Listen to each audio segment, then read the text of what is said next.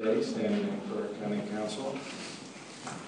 We had a family issue to deal with this morning. We're now going into opening comments by members of the board. We had an absence of 3 weeks, I think it is. Everybody's enjoyed their time. Wow. Nothing. Yeah, very good. Nothing like hearing from you. It's just very nice. We'll go into our executive officer. Any report, Mr. Gore? We have nothing to report on the state budget. As usual, nothing's happening in Sacramento. Sorry, I didn't mean it that way. Sorry. Supervisor Benoit. We should all be on pins and needles waiting for pension reform to come out of Sacramento this week. Yes, we should. I was asked to do a little editorial for the Desert Sun, and you know, it was a pleasure to talk about what this county has done and how many others are waiting for action out of Sacramento. And I'm sorry to say that I don't have a lot of hope that we're going to see any significant pension reform come out of Sacramento. So I think that we all moved in the appropriate direction and took action where others are waiting. So we'll see what comes out of Sacramento on that topic this week. That's right. Okay, thank you. Then with no state budget report other than what Supervisor Benoit mentioned with regard to pensions, we will move into our additions, corrections, or deletions by our clerk. Good morning. Additions are items 3.113 through 3.117 and item 5.1. Deletions, item 3.111 and 3.112. Corrections, continue item 3.8 to September the 25th, 2012. However, you do have a speaker for that item. And continue item 3.25 to October the 2nd, 2012. All right, thank you, Keisha. All right, we do have a number of speakers on a couple of items on our consent calendar, so I'm going to move approval of our consent admin action calendar and consent calendar. I'd like to hold for discussion by speakers items 2.17, 2.18, and 2.19, and also 2.28. So with those items, I make the motion. Do I have a second? A motion and a second for admin action calendar and consent calendar with those other items. Please vote.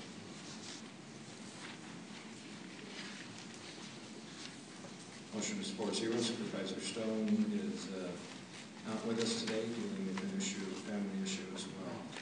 We'll now go to item 2.17. Our first speaker is Tripp Ward. Tripp.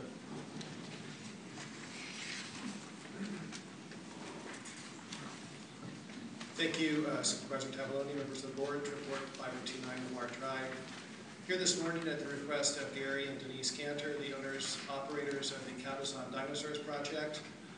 I'm fairly new to this project. It has been around the county through code enforcement for several years. The purpose of my visit this morning is to provide, and I've submitted a copy, for the record, a brief chronology of my efforts and our collective efforts since my involvement began back after the initial abatement hearing on January 10th. I'd like to certainly express my appreciation to Supervisor Ashley and every member of his staff really that has been involved with helping and supporting this project so that we can initially understand what the land use remedy would be. We had some initial dispute with the planning staff over the board's direction at the January 10th hearing in terms of the nature of our land use application. Following the resolution of that issue, we submitted our plot plan in a timely fashion, and the chronology that is dated August 28th, today's date, outlines our efforts to work with the individual development review departments, which we have done so successfully. We have had a couple of hiccups, unfortunately, with some of the reassignments and loss of staff in the planning department. In fact, we're scheduled to meet today with our third planner, who I've never met or even heard of this afternoon. Mr. Roll, I believe is his name. We're prepared after today's meeting to submit our second version of our plot plan application. And if you'd like, Supervisor Tavaglione or Supervisor Ashley, I can go into any amount of detail on the efforts that we've made to satisfy the County Fire Department, Environmental Health, Riverside County Flood. That's the list that I provided. So Appreciate again the opportunity. I believe Mr. Cantor has some remarks, and we look forward to extending the stay of this project. We're making significant progress. We hope to be in front of the county planning director at a director's hearing in the next couple of months with Supervisor Ashley's assistance. I think we can make that happen. And it's my hope that the county does not force the closure of this operation before we can have it legalized.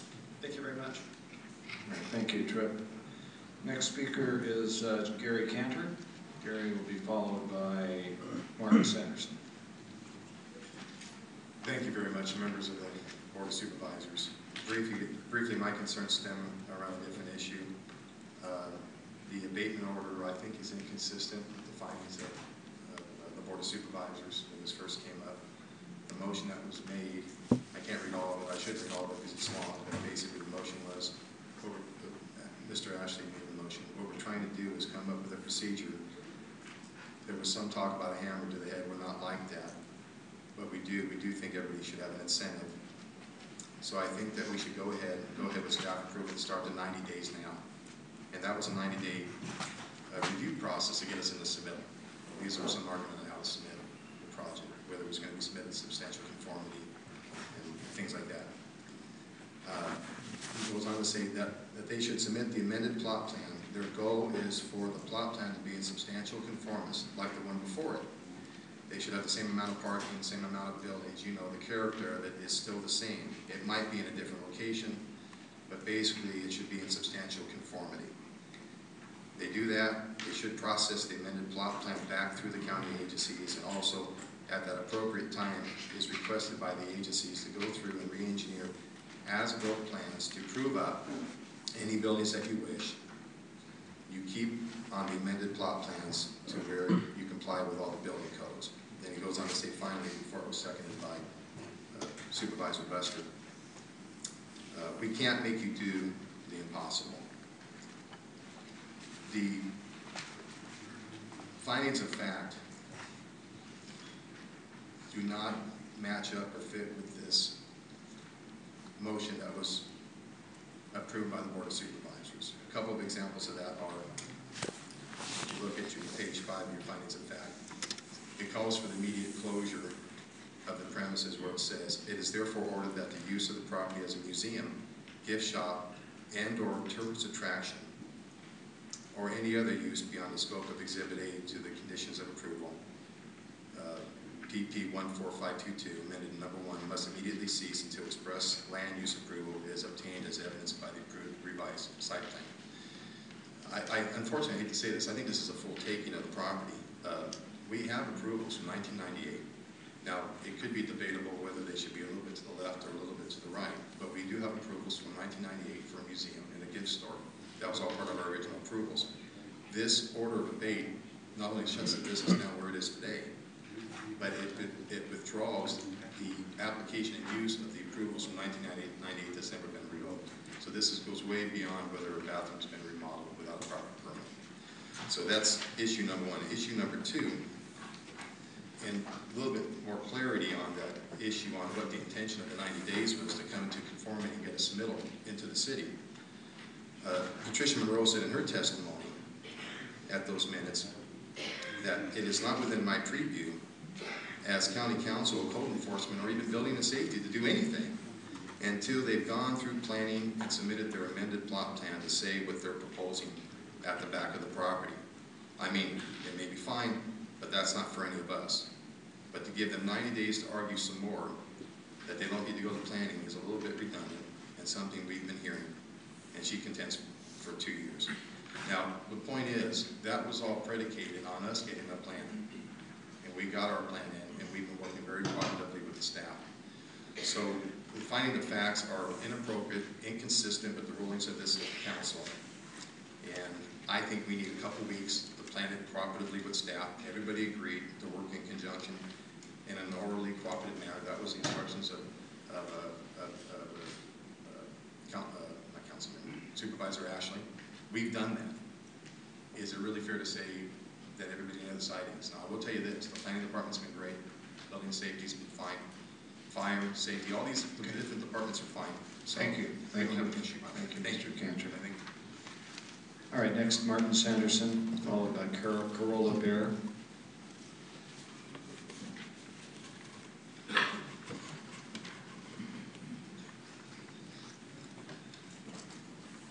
Board of Supervisors, County Executive Officer, County Council, Supervisor Ashley, and staff. I'm Martin Sanderson and live 4 blocks from property that you found in violation in November of 2011. The owner listed in County Council's complaint is not the same as on assessor's roll. A mistake may have been made. We request that Code Enforcement and County Council use resources to abate public nuisances at the addresses listed.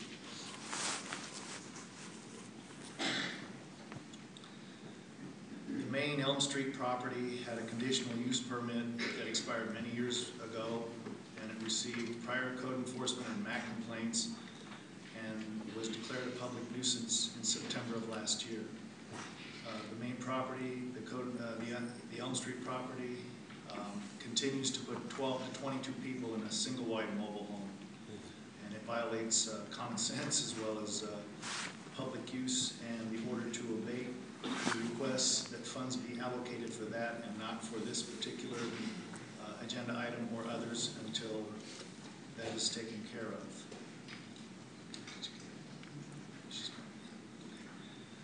Thank you very much. And Corolla, we'd like to meet with somebody in county that we could to address this problem. Is that possible? Nobody seems to be responding. I understand, but and that's the idea. That's the idea, because we got 100 kids that go by this place every day. And, you know, we're working on it as hard as can be worked. And we appreciate your following up and encouraging us that we're doing all we can. I don't doubt it. Okay. Supervisor. Corolla, did you wish to speak as well? That was, you want to speak on items 218, 219 while you're up here? Yeah, they do. And just get all this while we're up It's here. okay with you, Chair. Sure, let's go ahead and stay up here and we'll do all three. Yeah, that's great. Expedite matters and then Corolla. Essentially, we live in the community and we'd like to see it taken care of. And you say we're not getting good communication, and that's the problem. We can certainly help on that. Okay. Now, right now in the back, you see Barry Bush. I know who he is. Okay, you get together with Barry Okay. and Excellent. find out, you get a plan who you want to talk to. You'll get those people at a meeting. Thank you, Supervisor. Okay. That's essentially what this is about, allocation of resources. Yeah, we're a little limited, but we can do something. Okay. Okay, thank you so much. Okay, first of all, Mr. Chairman, wait here, go ahead and move approval items 218 and 219. Okay, did you still wish to speak, Corolla? Yes, I do. Okay, go ahead. Yeah, that's why I thought you were something. That's all right. Thank you so much for even listening to us. There is a lot of money being poured in, thanks to you, Supervisor Ashley, into Cabazon. But I feel that somebody dropped the ball somewhere. Because we're going now on 2 years and it's getting ridiculous. There's 100 school children walking past set-free properties, which is now just coming to light that he got transferred from the owners to set-free a day before the fact-finding. So I don't even know if that was a mistake or if somebody just plain out lied to you. We would like your resources, which we know are not forever, to be used to finish this problem first before we go to any other ones. Thank you very much. Appreciate that. We're going to work on everything. We're not just going to concentrate on these two. But see, until you're dealing with the set-free group that's not wanting to cooperate, and they're using everything they can do, every move they can make, they move to make it longer. It just takes a long time, but we have to be relentless, like you, to get it done. Yeah, thank you. And we will. Thank you very much for your support on this. Okay, I move approval of 218, 219. And what did you want to do on 217? I'm going to get that after this. Okay, good. I'll second your motion on 217, or excuse me, 218 and 219. Please vote. Supervisor Benoit. Okay. Okay, on item 217, there's been some concern of the applicant that I think, there's a little feeling like that when we pass this, that we're just going to put them out of business. That's not the intent of this. Our intent is to work with them, and they've done a lot of work as evidenced by the list here, but they need to do a lot more. But the big concern today, though, is they think that the minute order doesn't conform with the discussion at the board and what we directed to do. It may or may not, but you know, we've had a litigation history on this project going back, and I think it behooves us to try to make sure they conform. So I think we ought to honor the request, and we'll continue this until September 11th. That's 2 weeks, and allow it for our staff, legal, to make sure that what happened at our hearing is actually reflected in this minute order, and we'll bring it back. Okay. And that's my motion. All right, I'll second your motion to continue this item 2.17 to September 11th. Please vote. Motion is unanimous 4-0. Again, Supervisor Stone is not with us today. That takes us to item 2.28, our final consent calendar item. We do have a couple speakers, Paul Jacobs, followed by Gary Grant. Paul.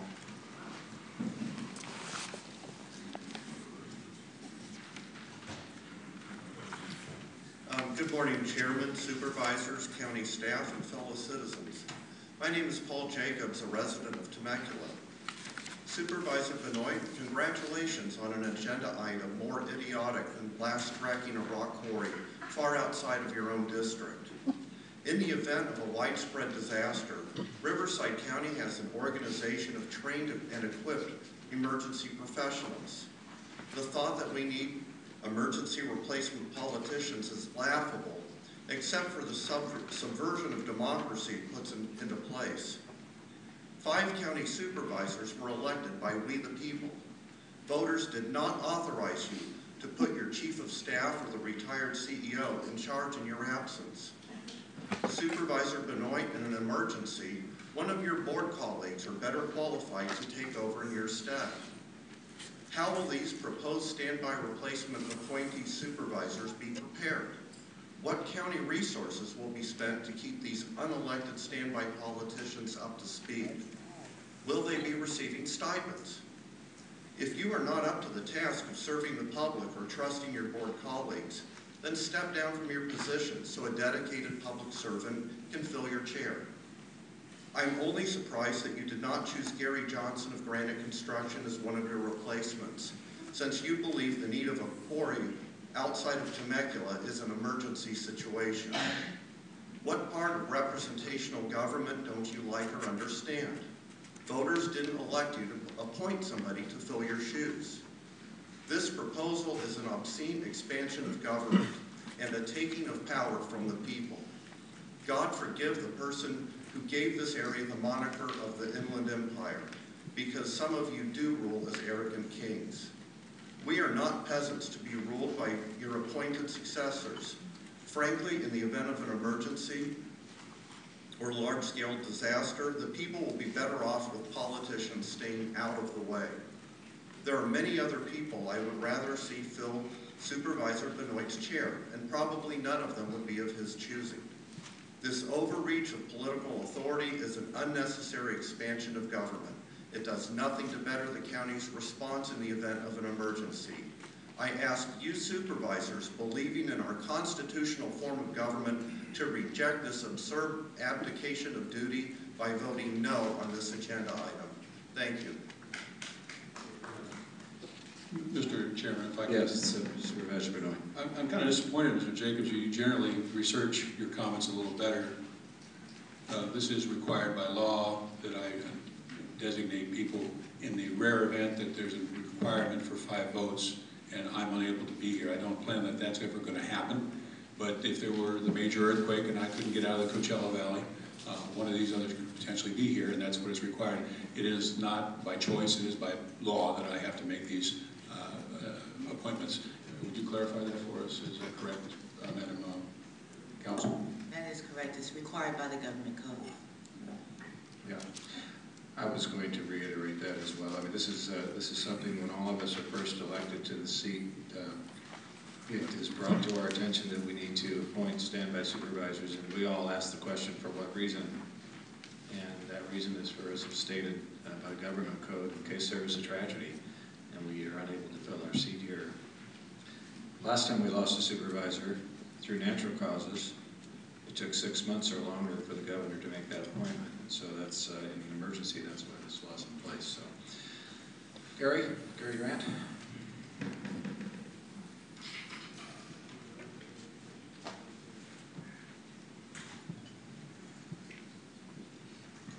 Well, it's clear that you have a law that establishes the fact that we, the people, do not control our own governances. I disagree with the Supervisor Benoit's motion, and regardless of whether it is law or not law, for the last 20 years that I have been active in this political arena, I have never seen such a situation, and I don't see that the situation should be agreed upon right now. The alternatives, this opens the venue of an individual having an alternative vacancy of position due to possibly another interest in the future. So I don't feel that it's necessary to change anything and to keep it as it is. Thank you. All right, thank you, Gary. We do need a motion on item 3.28, Supervisor Benoit. Move approval. I'll second your motion. Please vote. Motion is unanimous. That concludes our consent calendar. We'll now go to policy calendar. We have a number of items that have been pulled by speakers. Request any items by members of the board to be pulled? Supervisor Benoit. Yes, item 3.65, I appreciate some discussion on that. 3.65. Okay.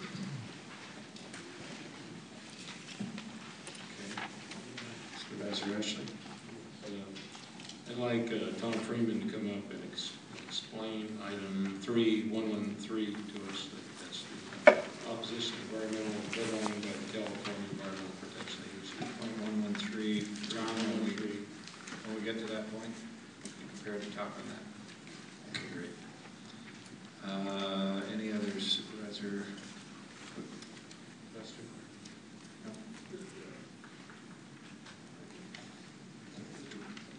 Mr. Chair, you had asked for a quick response on one of the grand jury items. That was item 3. Waste management side, which is item 3.12. I read the response, and I'm actually fine with the direction of the... Yeah, I think we just ought to reiterate that there were a very thorough review and survey done of all the employees out there, and there was no basis for any findings that there have been any racial slurs or that the area was unsanitary, although there are vermin out there, but there's proactive measures to try to create a safe environment for the employees and for the public that goes to landfills. Correct. Thanks for bringing that up, Supervisor Buster. But yeah, HR along with waste management and the executive office, I believe, have done a thorough job in responding to this issue, and we'll continue to monitor it. So thank you for those comments. Mr. Chairman? Yes. Also, so that we can include item 3.8 in the motion, the gentleman who wishes to speak, because item is being continued, no longer wants to speak. Okay, good. Thank you, Keisha. All right, so there are no further items by members of the board. I would like to just make a brief comment on 3.115 when it comes before us and gets to the queue here. But we do also have a request to speak on items 3.1, 3.2, 3.4, 3.5, 3.27,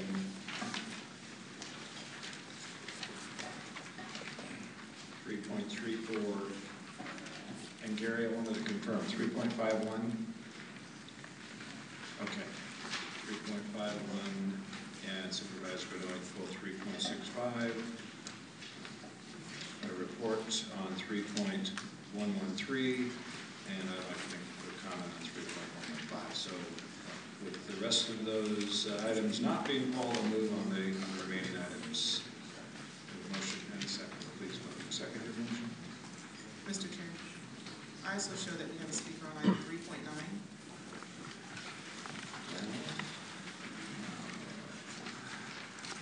You are correct. Thank you, Keisha. No, I have 3.5 here. Yes.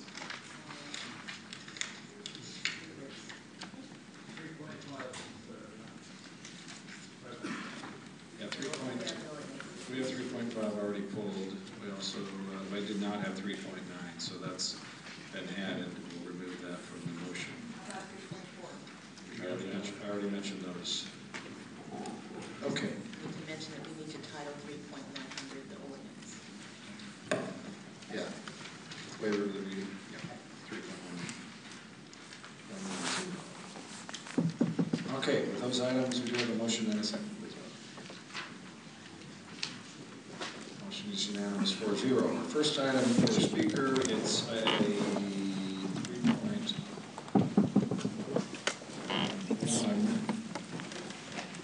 Gary Grant.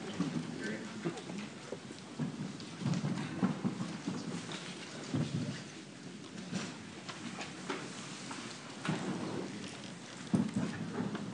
Gary, item 3.1.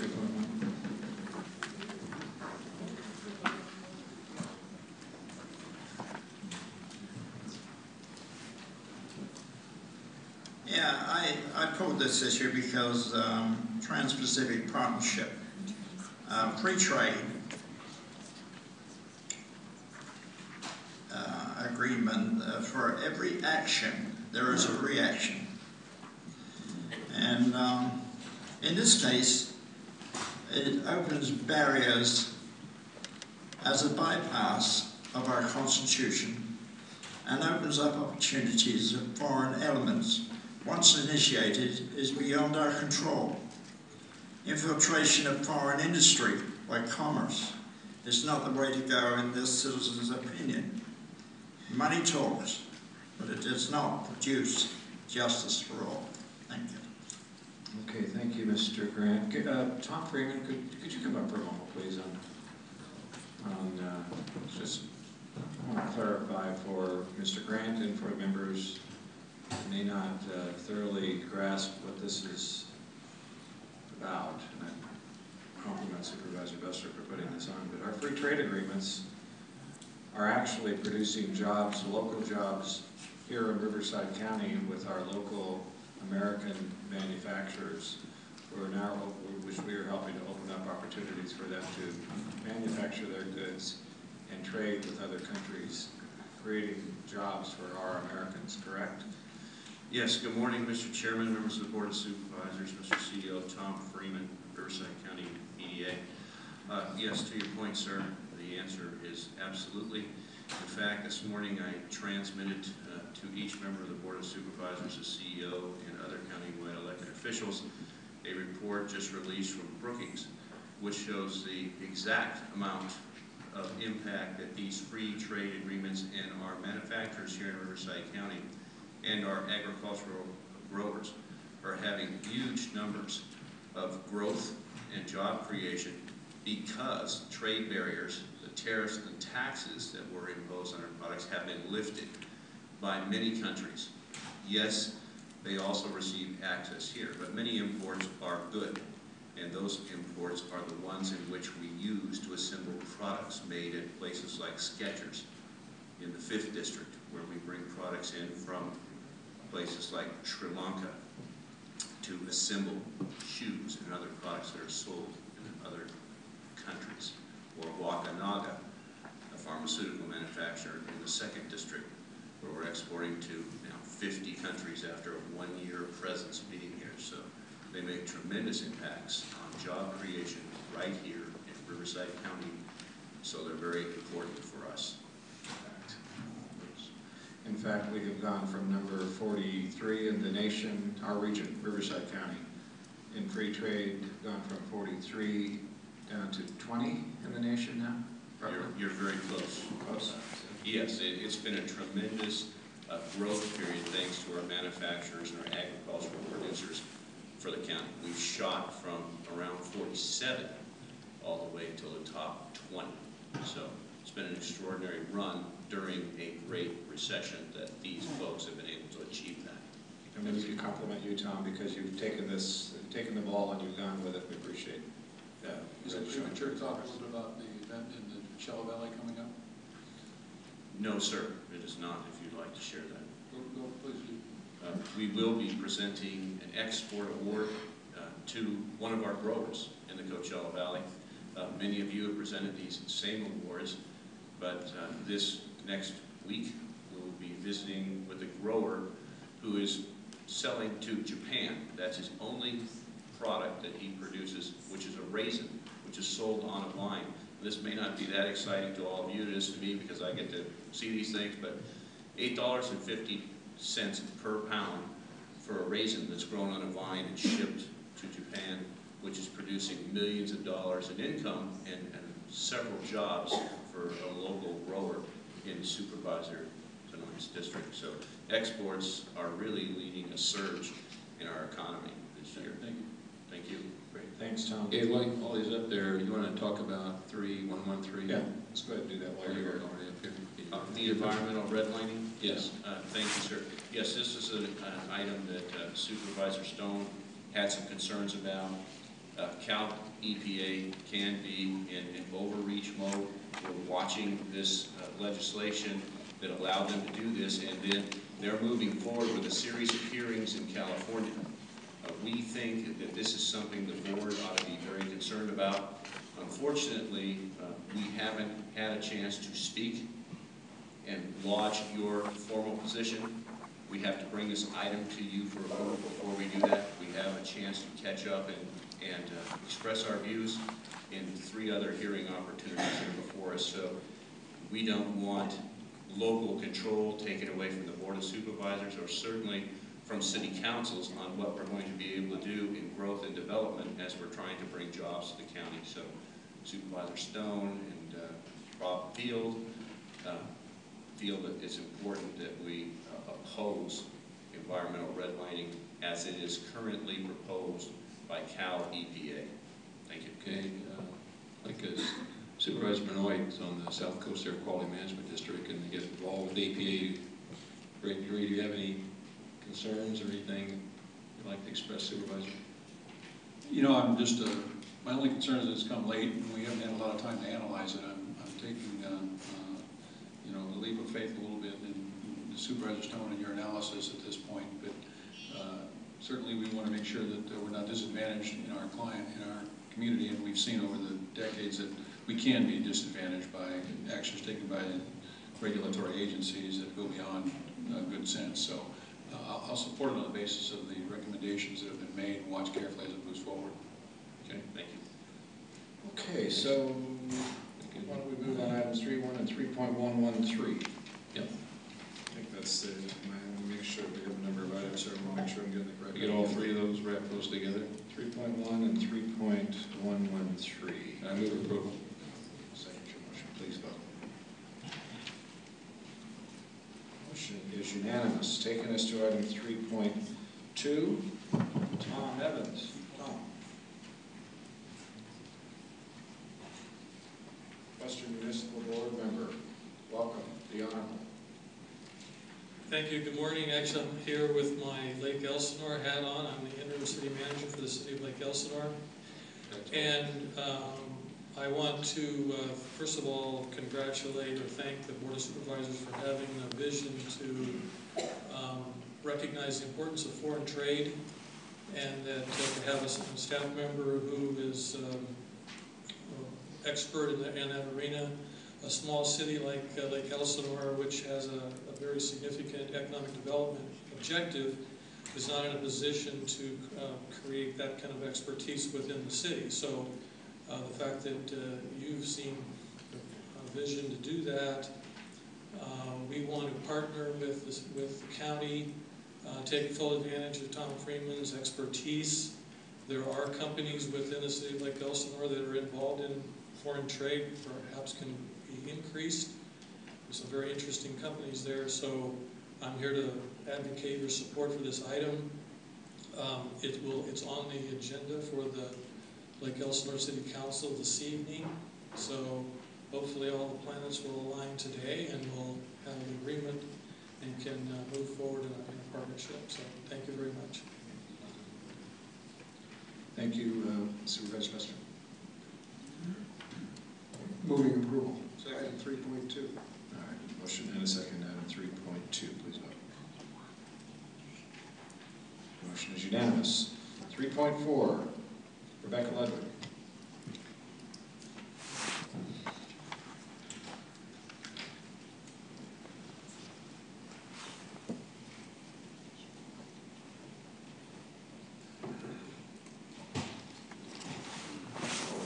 Good morning, Council.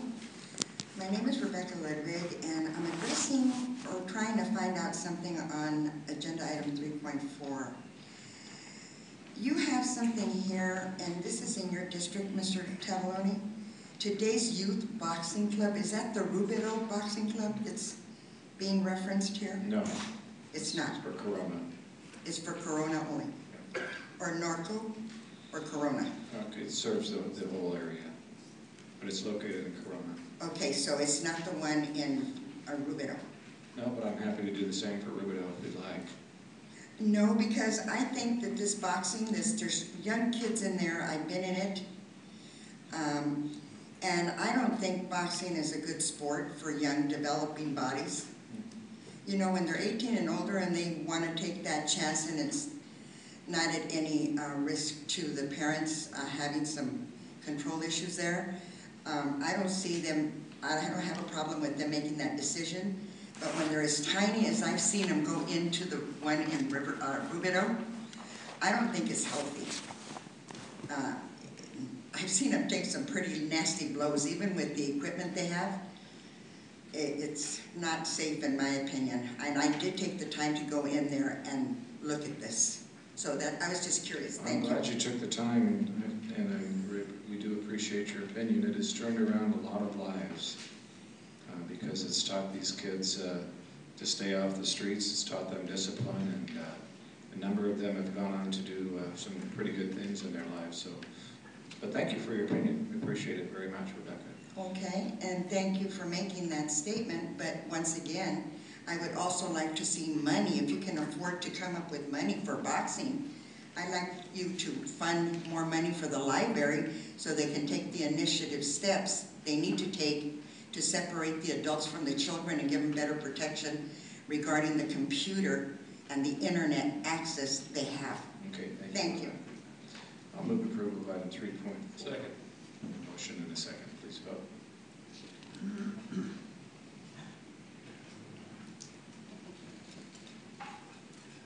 Motion is unanimous? Yes. Okay, let's revote, please. Supervisor Buster. Okay, now motion is unanimous. Thank you. Item 3.5, Gary Grant.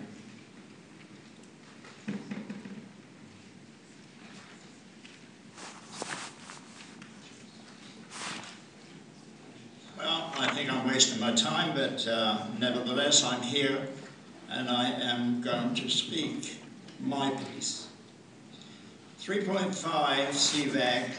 On reviewing this proposal, I chose to look at Google, and 1,291 miles long is, according to Google, Los Angeles to San Antonio, Texas.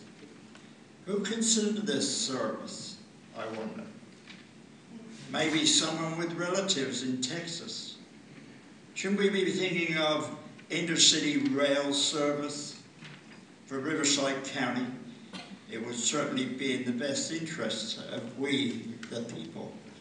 But then, of course, you'll think otherwise. Thank you. Thank you, Gary. Move approval of item 3.5. Do I have a second? Second. Please vote. Motion is unanimous. Taking us to item 3.9.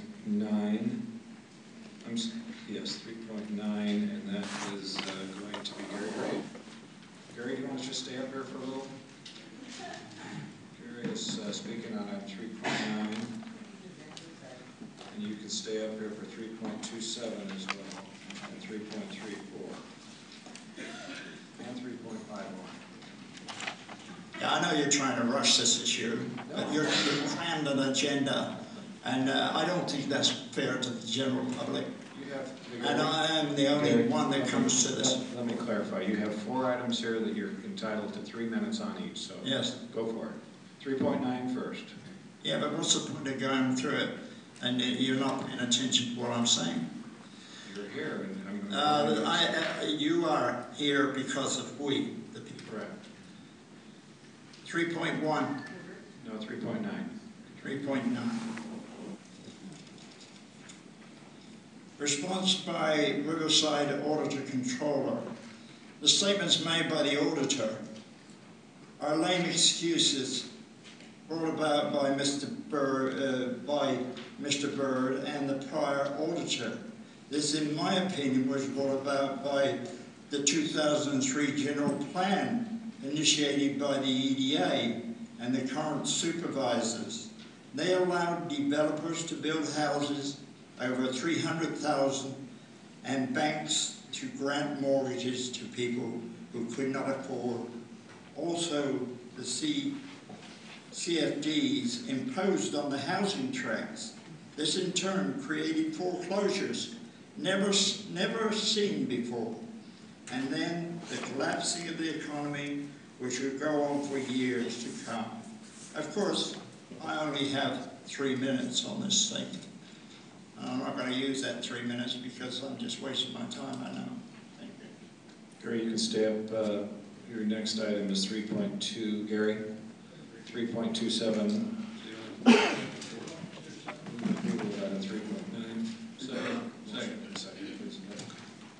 EDA, up to their old tricks, cramming the agenda for citizens who care how their money is spent, would have to spend many days reviewing these expenditures if, as an activist, if you do the job properly, you anticipate that your government will listen to you. And no perceivable oversight has been conducted. So what else is new? The soups will okay it. They apparently rely on their hand-picked staff. Thank you. Gary, do you want to stay up for item 3.51? I'll move approval of item 3.27. Second. Second. Please vote. Well, 3.51 is coverage exactly the same issue. All of these issues here are what I'm talking about, from 3.27 to 351. The issues are far greater for an individual in 72 hours to study and to receive information related to these subject matters. Therefore, it's an abuse, in my opinion, of the public's right to understand our government. Thank you. Okay, thank you, Gary. Move approval of item 3.51. Second. Motion and a second. Please vote. Supervisor Ashley. Motion is unanimous. I took things out of order here. I'm going to take item 3.34. Rebecca?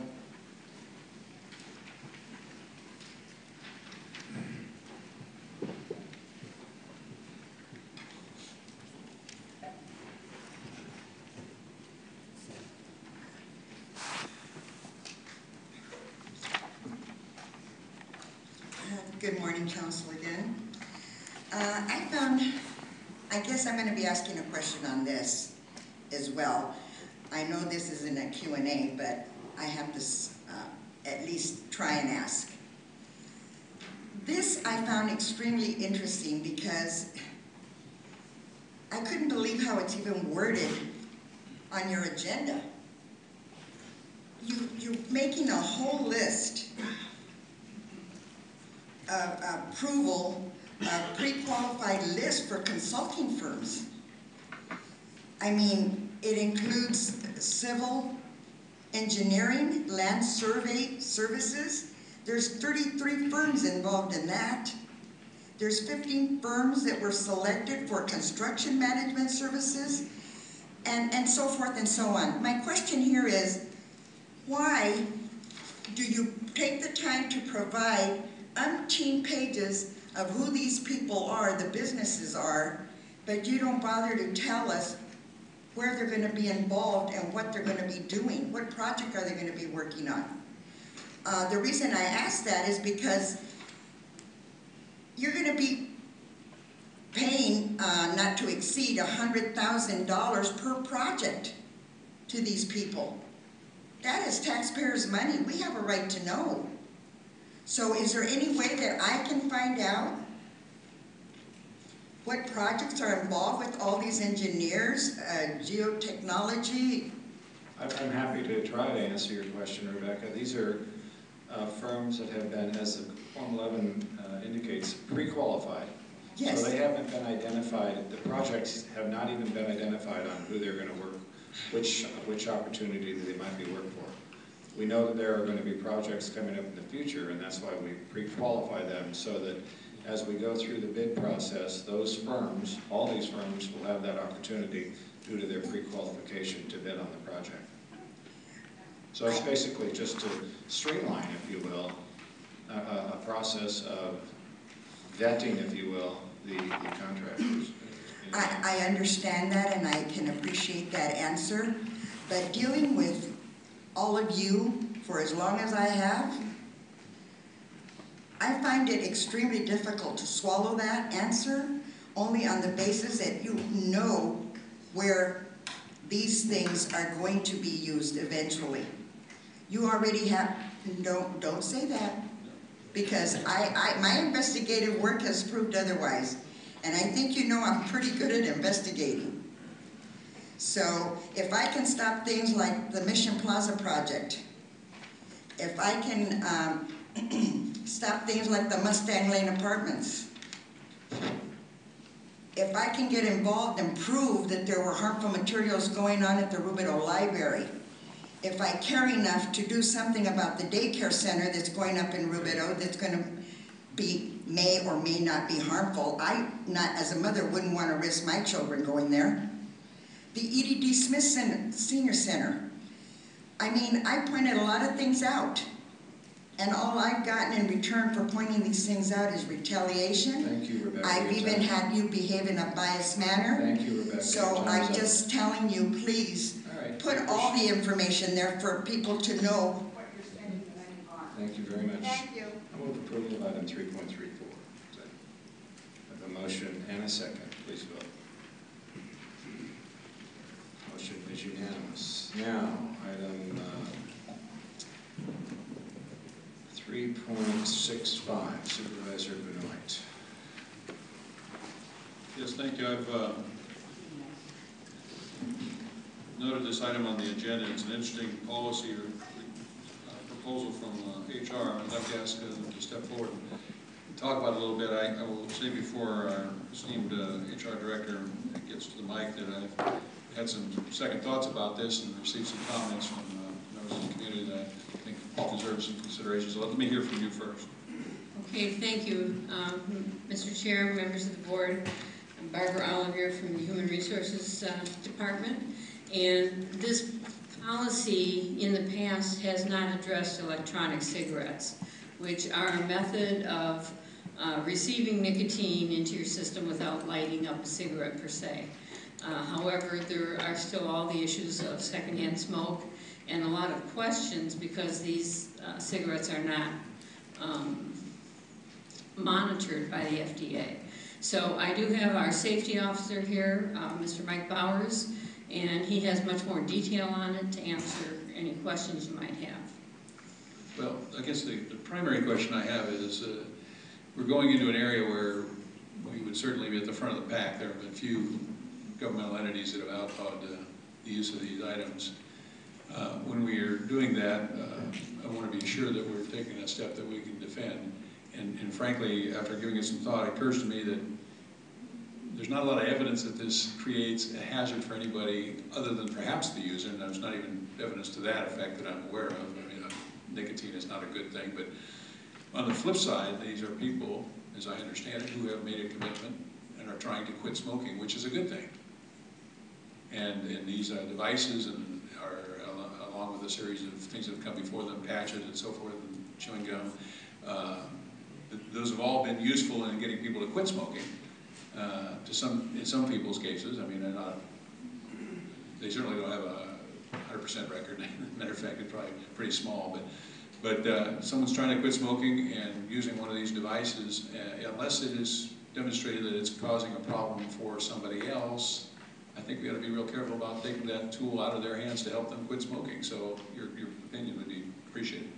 But the FDA has never approved electronic cigarettes or electronic nicotine delivery devices as a smoking cessation device. So there's no evidence to support that electronic cigarettes will help someone wean them off of smoking. There's no data to support that at this time. There's just been no research done in this area.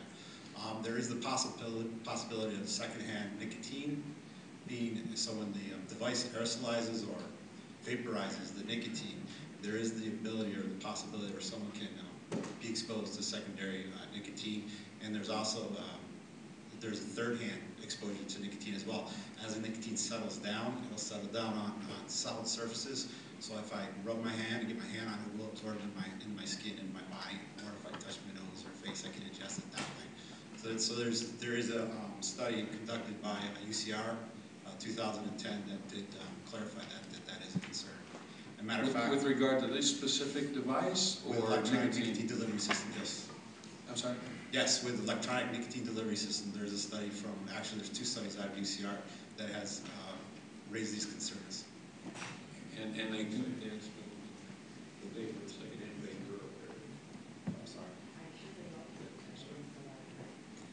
But as I understand it, the device does not emit vapor until someone is actually placed in their mouth and is actually, there's a suction that provides the motive to move the nicotine into the individual. Once it's taken. The exhale. So, this is an issue of secondhand smoke, first of all. This particular device basically is another way of giving yourself nicotine, but you do exhale it, whereas with a patch, it goes into your system and you do not exhale it. So it is dangerous to people who are around this person for the purpose of secondhand smoke affecting them. And that's why we would oppose the use of this equipment. Can I just add something? With our department, we assist county departments in dealing with occupational safety and health issues. And my office has been contacted relating to what do they do with people within the workplace using electronic nicotine delivery systems. So we're trying to clarify that for the departments, how they should handle employees who are going to use electronic nicotine delivery systems if they're going to follow the no smoking policy.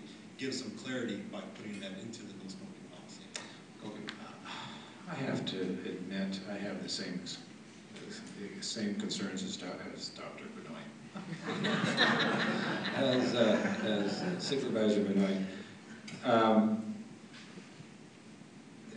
And do we have anyone from environmental health or public health there? Those things do not work. Okay, thanks, Rebecca. Appreciate your opinion. Sir, would you please come forward, Doctor? Are you? No. Yeah. No, that's okay. No, I'm not. I'm not talking about you, Miss. Thank you very much. Yes. My name is Dr. Cameron Kaiser. I'm the interim public health officer for the county. Excuse me. Sorry, called you up on the spur of the moment. You weren't smoking? A little bit out of smoke. Anyway, as they were mentioning, the major risk that we would have from a public health concern is precisely because these devices are not regulated, we cannot exactly determine exactly what they're putting out the other end. Senator, good grief, it's a bad one. Supervisor Benoit's concern is well taken as far as a lot of people will be using these for smoking cessation. And from a public health perspective, we do want to encourage that. However, because we can't be exactly certain how much they're putting out the other end of people who may be around them, we do know that nicotine as a long-term issue does have risks for cardiovascular health and for other kinds of health of the people around them, independent of tar and other things that may be in cigarettes. For that reason, from a public health perspective, it would be of great concern to us to allow these to be used without appropriate regard for their safety. But isn't there nicotine gum? There is. And However, they're not breathing that out either. What I'm concerned about is if they're breathing it in, and we have, let's assume for the sake of argument, the device works as advertised, that when you place it in there, it only activates when you breathe it in. We don't know what's going out the exhaust. Even though it's activated, even though we believe it is going in one direction, we cannot prove, because they are not regulated, it's not going the other direction. So as far as the user is assuming whatever risk they want to assume. Same thing for a patch, same thing for a gum. We're talking about will be the risk to people around. Yeah. Supervisor Buster. One more item, if I may. We are not saying that these people cannot use these. We're just saying they can't use them in the buildings. They have to go outside just like other cigarette users. Given the fact that the combination of nicotine being so addictive, much more addictive than banned and even other drugs, and actually contributes to the deaths of more people than any other drug. I don't know, does alcohol outrank nicotine in deaths? Okay, it depends on how you count them. So alcohol and nicotine are the two, they're regulated through the cigarettes. Cause more deaths than even our local friend marijuana causes, which is banned. Okay, so here we want to take a laissez-faire approach to a use of nicotine. We don't know fully what it does, but the approach being taken here is that we have freedom even to possibly affect your fellow workers. I don't buy it. I think we need to err on the side of caution here with a drug and that is so addictive and that it causes so much death and destruction in our society. So if those that want to make the case for this can show through the kind of studies that are needed, which I think take years to really show what these other secondary, and you said there's even a third effect where you can pick it up on desk and so forth. If they want to show that it's safe, then that's their burden, or the industry that produces these. Where are they sold? Are we seeing employees using these now? Yes. Yes, and a lot of them are coming in from China, India. They're coming in through other countries, and that's part of the issue that they're not regulated by the FDA. So there's no guarantee. Even if you try to do a study, trying to get like compared to like, it's not even standardized that way. So there's really no way to get a good consensus if they are safe at this time. Okay, so just one of the aspects of this is that when we go out to a hotel nowadays, we want a no smoking room. So the whole county buildings could be all smoking now. I mean, in the effect that you've got nicotine on the surface of every desk, every chair, and so forth. All right. Well, I think we need to err on the side of health and on the side of caution here and protecting employees who don't have this problem, and then encourage employees that want to use these. I would want to get more information about the safety and effectiveness of that if I were trying to get off smoking. If I could add one more comment too. Your point again is well taken. We want these people to curtail their smoking habit. It's a risk to them, it's a risk to the environment, it's a risk to people around. But there are other ways that they can help to control their habit through other kinds of nicotine delivery devices. It's this specific one that's the one that they're concerned about. Okay, Supervisor Ashley. Yeah, I'm gonna support the Human Resources and Health Department on this. Like Supervisor Buster says, I don't think we can afford to take a chance on this. I don't want somebody come into my office, an employee, sit there and puff on these. I don't like it. If they want to go out and do it like any normal cigarette user, go outside under the breaks, that's fine. But I don't think that our employees should have to endure that, and then you got the the fear like, hey, is this dangerous or not? And they're gonna, I don't really want to meet with this person or whatever. I don't know. I think that we got to keep this out of the workplace, and we should err on the side of caution on this. Okay. If we are erring, I doubt if we are by doing this. Supervisor Benoit. Well, I think it's a balance always of civil rights and responsible, allowing people to do the responsible thing, but I'm persuaded by the discussion that on balance, this probably goes in the direction of limiting it in this one area, that the workplace, and allow them to use it. Obviously, we hope that they do use this or whatever means they can to try and cease smoking, but if they're going to use these devices, they should go outdoors like they did with their cigarettes, presumably. So I'll support the motion. Move approval. Second. We have a motion and a second. Thank you. Please vote. Motion is unanimous. And that now takes us to, I need to reconsider 2 items, please. I'll move reconsideration of items 3.100 and 3.109. Second. Motion and a second. Please vote. Motion is unanimous. We do have a speaker on item 3.100, Britt Holstrom.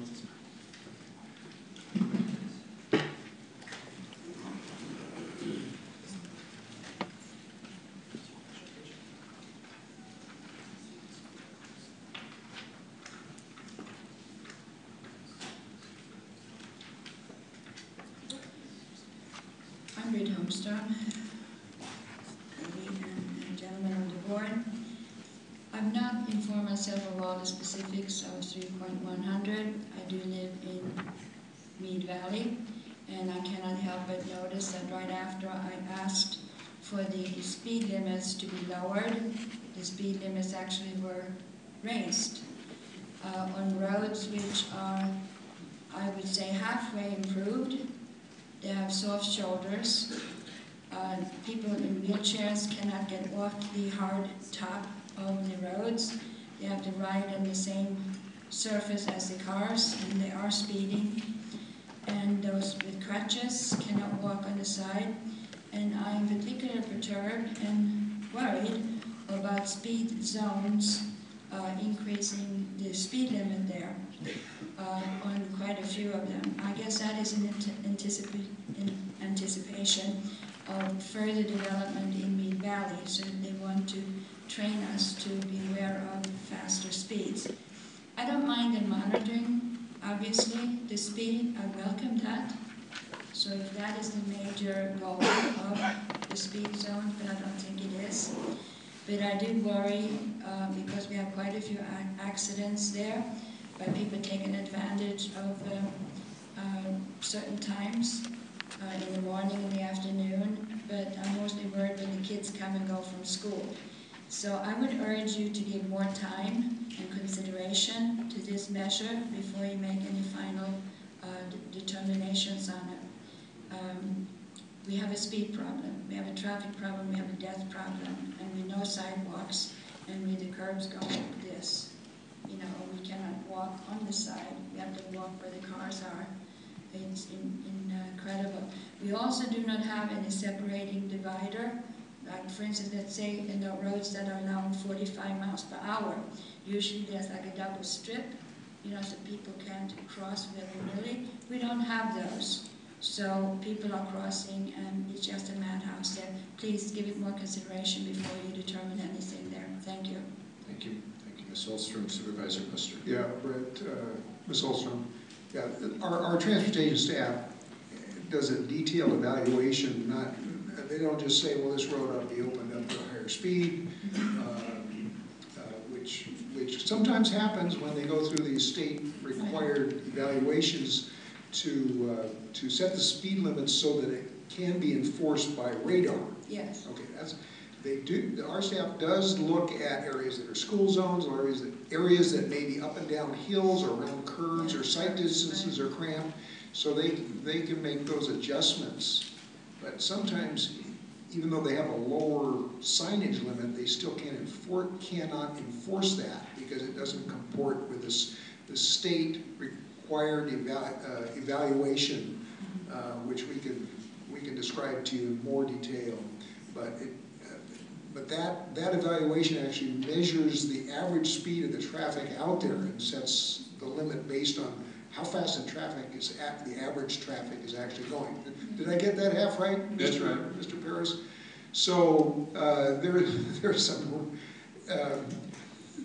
there's some real issues that are raised by the state process, but our staff does the best it can to make sure that local areas that need additional safety, whether that be warning signs, whether that be additional physical things in the roadway, or whether that be some kind of signage, that's done, even though the state process for enforcement may not be 100% applied.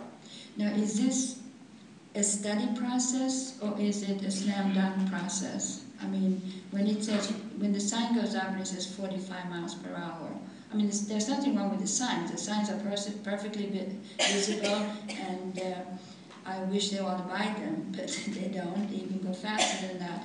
But are we doing like a radar type of a study now to find out whether we can keep it at 45? Or? Mr. Perez, our Director of Transportation and Land Management Agency, Supervisor would also like to what will be done in this case. Well, go ahead, Mr. Perez, first, and then I'll give you a little history on the reason the law is the way it is. Go ahead. I'll give you the engineering background, and Supervisor Benoit can give you the enforcement reasoning. But you're correct, Supervisor Buster. Generally, the California Vehicle Code has a very detailed, prescribed procedure that we have to follow. And we have to do it every 5 years or so in order to keep the limits current. And that includes going out and surveying the road and determining the prevailing speed that traffic is using. It also includes studying accident histories. Perhaps some locations have a greater than normal accident occurrence. Taking other factors into consideration, as you mentioned, the adjacent land uses where we can. But we do have some very narrowly defined latitude, if you will, within the vehicle code to set the speed limits at that. We do try to keep the speed limits as low as we reasonably can, but they're still enforceable, because if we were to arbitrarily set a lower speed limit, Supervisor, good segue for you as to what happens when you get into court and the court will not uphold that. So essentially you're really creating a worse situation rather than having a speed limit that may be slightly higher but is enforceable. So that's some background. I would be happy to meet with Ms. Holstrom and speak to her about her specific roads and see what we can do there. This recommendation before you were, in most cases, we are setting speed limits for some roads that don't have them. So right now, in the absence of setting the speed limit, they would be able to actually travel at a higher speed, 55 miles an hour if they're 2 lanes. In some cases, we are unfortunately having to increase a few, but we're also reducing some. So it is a process that we look at in detail. If I could just add a couple from my highway patrol experience and legislative experience. In 1929, the Uniform Vehicle Code was established, creating a situation where the laws were the same all over the state. Prior to that, each county had their own vehicle code. Shortly thereafter, people complained about speed traps to the legislature. The citizens were in an uproar because of the number of speed traps around the state. That would be where an agency would be alleged to have said, okay, we want people going slower through town, let's set the speed limit at 30 miles an hour. And everybody travels 55 through there, or 60, and they just wrote a lot of tickets and generate a lot of income. To preclude that from happening, the legislature said you cannot enforce a speed limit lower than the 85th percentile of the vehicles traveling in that area. So that's what we work under and have to abide by when we set speed limits, is we do a radar survey of traffic on the road. And if it says most people are traveling 50, we cannot set a speed limit at 35, because it would be called a speed trap. So it's constrained by state law. Sometimes people come in and want to do a survey and they say, well, there's a two-bladed sword there. If the survey shows that most people are traveling faster, you may see the speed limit go up and not down as a result. So be careful what you ask for. Just maybe one of the effects of that is that these cities and localities just went around the parking meter traps. And now some people think that they've got red light camera traps too. So there's always difficult issues out there when you're dealing with traffic. Okay, good discussion. I'm going to move approval of items 3.100, including a waiver of the reading. a second? Motion and a second. Introduction of ordinance number 452.233, an ordinance of the County of Riverside amending ordinance number 452.232 to establish speed zones enforceable by radar speed detection equipment in the Beaumont, French Valley, Hemet, Mecca, Paris, Rancho Pava, and Thousand Palms areas. Thank you, Keisha. Motion is unanimous. Item 3.19, also we supported a reconsideration. I just wanted to make a comment. Gabe Maldonado, are you here? Yes. Please come forward.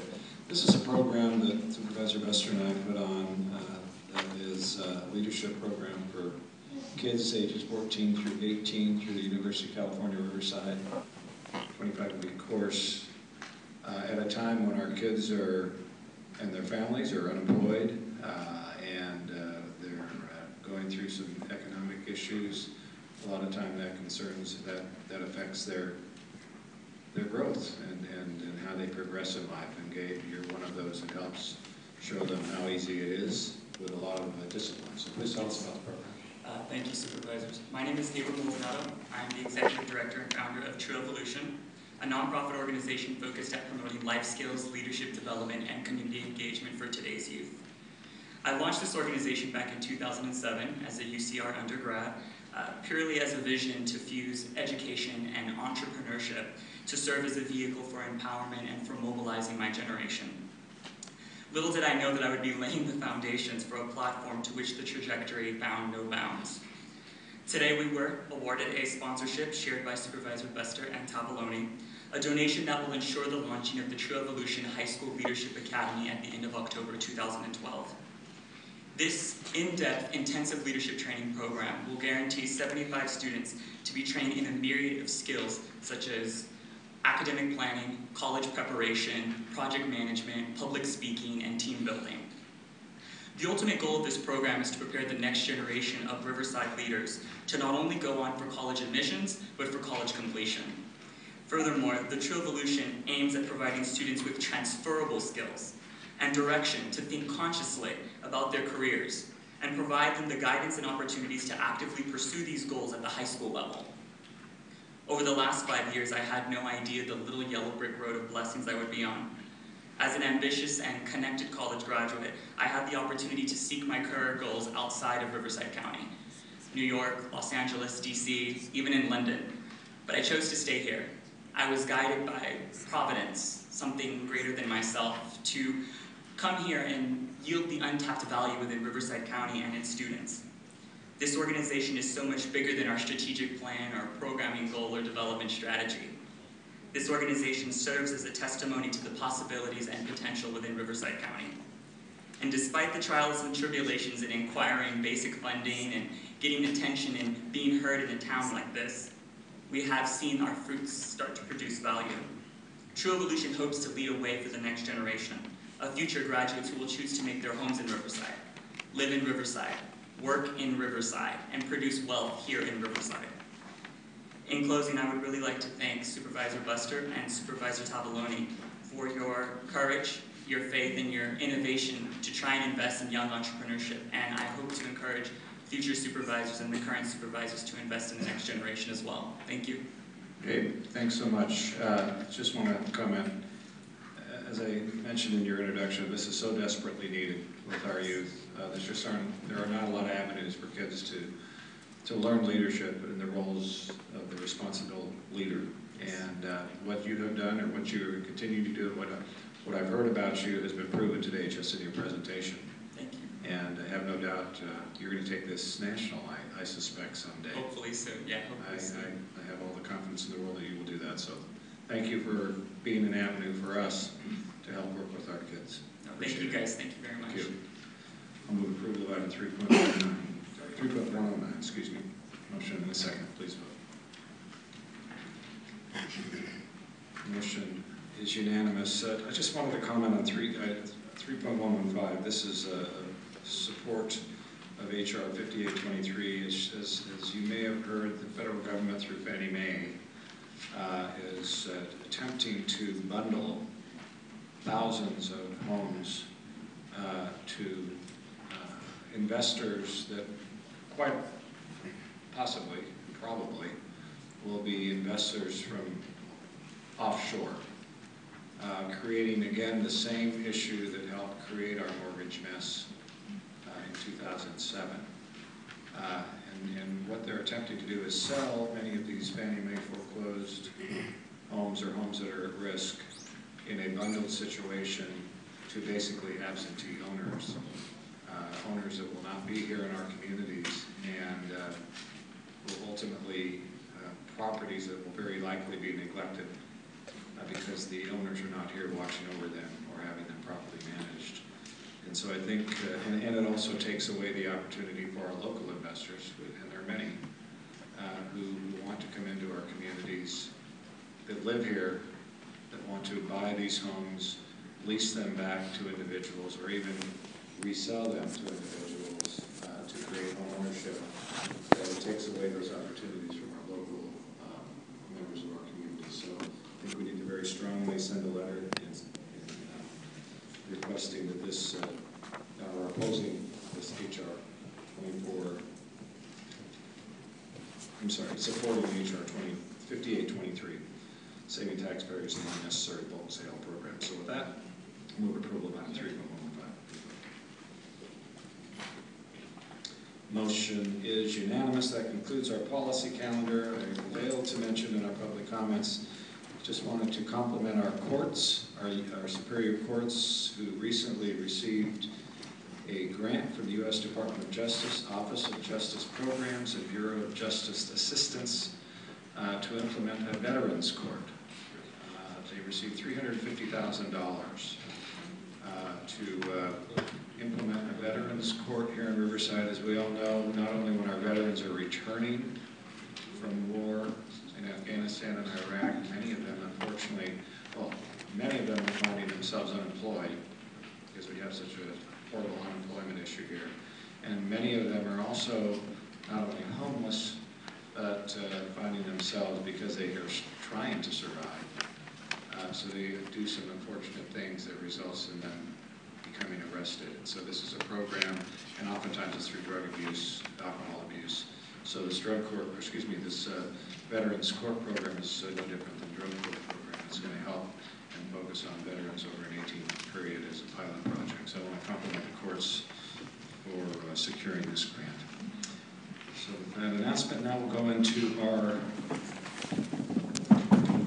redevelopment successor agency.